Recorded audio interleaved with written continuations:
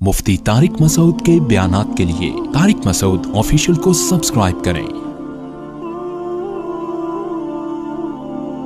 طارق مسعود official.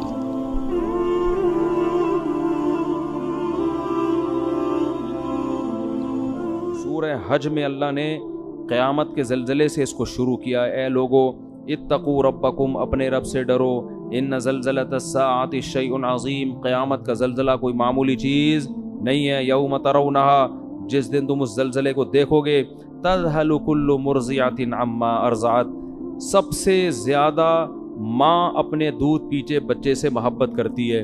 اللہ فرماتے ہیں ہر دودھ پلانے والی، چاہے وہ انسان ہو یا جانور ہو، وہ اپنے دودھ پلانے والے بچے سے اس زلزلے کو دیکھ کر غافل ہو جائے گی۔ وَتَضَعُ كُلُّ ذَاتِ حَمْلٍ حَمْلَهَا، ہر حمل والی عورت یا جانور وہ اپنے بچے کو اس ٹینشن سے گرا دیں گے۔ وَتَرَى النَّاسَ سُكَارَىٰ، اور تم اس منظر میں اگر لوگوں کو دیکھو گے تو ایسا لگے گا یہ نشے میں ہیں۔ وَمَا هُمْ بِسُكَارَىٰ، حالانکہ انہوں نے نشہ نہیں کیا ہوگا۔ وَلَٰكِنَّ عَذَابَ اللَّهِ الشَّدِيدُ، اللہ کا عذاب بہت سخت ہوگا۔ وَمِنَ النَّاسِ، آگے اللہ نے فرمایا یا ایھا الناس ان کنتم فی ریب من البعث، اے لوگو اگر تمہیں قیامت کے زلزلے اور اس کے بعد مرنا اور پھر مٹی ہو کے دوبارہ زندہ ہونے پر یقین نہیں ہے، تم یہ کہتے ہو کہ یہ خدا یہ کام کیسے کرے گا۔ فَإِنَّا خَلَقْنَاكُم مِّن تُرَابٍ، تو دیکھو ہم نے تمہیں مٹی سے بنایا ہے سب سے پہلے۔ کوئی یہ کہہ سکتا ہے یہ مٹی سے چلتے پھرتے انسان، دو آنکھیں دو کان، ناک، دل، دماغ، جگر، کھوپڑی، یہ سارا سیٹ اپ بن کے چلتا پھرتا پتلا، کوئی کہہ سکتا ہے یہ؟ فرمایا ہم نے مٹی سے بنایا۔ ثم من نطفۃ، پھر اس مٹی کو منی کے قطرے میں تبدیل کیا ہم نے، اس کو دیکھو کیسا عجیب ہے۔ ثم من علقہ، پھر وہ ماں کے رحم میں جمے ہوئے خون میں تبدیل ہو جاتا ہے، حالانکہ اس منی کے قطرے میں اور خون میں کوئی آپس میں مناسبت نہیں ہے۔ ماں روٹی کھاتی ہے اور اس کو ہم کیسے جمے ہوئے خون میں تبدیل کر دیتے ہیں، کتنا عجیب کام ہے کہ۔ ثم من مضغہ، فرمایا پھر اس کو گوشت کا لوتھڑا بنا دیتے ہیں۔ بلڈ سے گوشت بنانا بھی کس کا کام ہے؟ اللہ۔ مخلقۃ غیر مخلقۃ، پھر کیا دوسرے مقام پہ اللہ نے فرمایا پھر ہم اس کے ہڈیاں اور اس کے اوپر گوشت چڑھا دیتے ہیں اور پھر تمہیں ماں کے بطن سے باہر نکال دیتے ہیں۔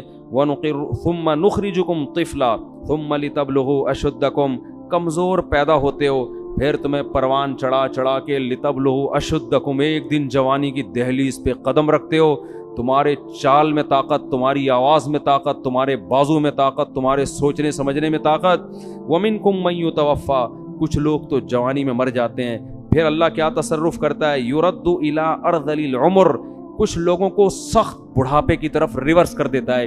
لکی لا یعلم من بعد علم شیئا، سب کچھ جانتے بوجھتے ہوئے بھی احمق اور بے وقوف بن جاتا ہے، وہ ایسا دماغ اللہ اس کا معاف کر دیتے ہیں۔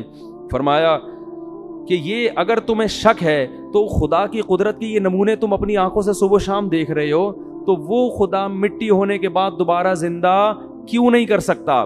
اللہ کہتے ہیں ایک اور دلیل ہم دیتے ہیں، وَتَرَى الْأَرْضَ حَامِدَةً، زمین کو دیکھو کیسے مرجھائی بھی پڑی ہوئی ہوتی ہے، کھود کے دیکھو کہ مٹی گوبر کے علاوہ کچھ بھی نہیں ملے گا۔ کوئی کہہ سکتا ہے اس میں پانی ڈالو تو یہ سب کچھ اگے گا، کچھ ہے ہی نہیں، نہ اس میں خربوزہ ہے، نہ تربوز ہے، نہ انار ہے، نہ انگور ہے، کچھ بھی نہیں نظر آئے گا اس میں تمہیں، لیکن تمہارے رب نے ایسے سافٹ ویئر اس مٹی کے اندر انسٹال کر دیے ہیں کہ فَإِذَا أَنزَلْنَا عَلَيْهَا الْمَاءَ، جیسے ہی ہم آسمان سے پانی اور برساتے ہیں، اہتزت، ایک دم زمین حرکت میں آنا شروع ہو جاتی ہے، وربت، اور اس کا سینہ پھٹنا شروع ہو جاتا ہے، وَأَنبَتَتْ مِن كُلِّ زَوْجٍ بَهِيجٍ، ہر طرح کے خوشنما درخت اور پھول بوٹے اور پھل وہ پیدا کرنا شروع کر دیتی ہے۔ اسی زمین سے کیسے پھول خوبصورت، کیسے جنگل آباد ہوتے ہیں۔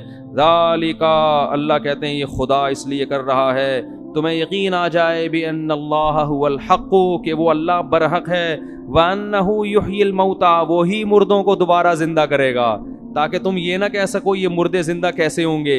یہ اللہ اس لیے کر رہا ہے، بتائے گا جو یہ کر سکتا ہے، جو مٹی سے خربوزے، انار، انگور، انار پیدا کر سکتا ہے، وہ مٹی کو ریورس کر کے تمہیں دوبارہ انسان کیوں نہیں بنا سکتا؟ وَأَنَّهُ عَلَى كُلِّ شَيْءٍ قَدِيرٌ، اور تمہیں یقین آ جائے کہ اللہ ہر چیز پر قدرت رکھتا ہے۔ وَأَنَّ السَّاعَةَ آتِيَةٌ لَا رَيْبَ فِيهَا، تمہیں پتہ چل جائے کہ قیامت ایک دن آئے گی اور اس کے آنے میں کوئی شک نہیں ہے. وَأَنَّ اللَّهَ يَبْعَثُ مَن فِي الْقُبُورِ, اور جو قبروں کے اندر دفن ہیں, لوگ پڑے ہوئے ہیں, اللہ ان کو ایک دن اکھاڑ کے اپنے سامنے کھڑا کر دے گا.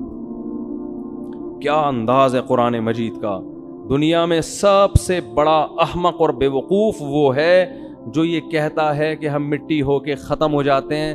بھلا کون اس مٹی میں دوبارہ جان ڈالے گا؟ صبح و شام اللہ پانی برسا کے مٹیوں میں ہی تو جان ڈال رہا ہے جو ہم کھا رہے ہیں. یہ انار مٹی ہی تو ہے جو آپ کھاتے ہو, یہ کھجور مٹی ہی تو ہے جو ہم کھاتے ہیں, یہ روٹی مٹی ہی تو ہے جو ہم کھاتے ہیں, گوشت مٹی ہی تو ہے جو جانور نے کھایا اور اس سے گوشت بنا, دودھ مٹی ہی تو ہے. یہ سارے, اور ہم بھی تو مٹی ہیں.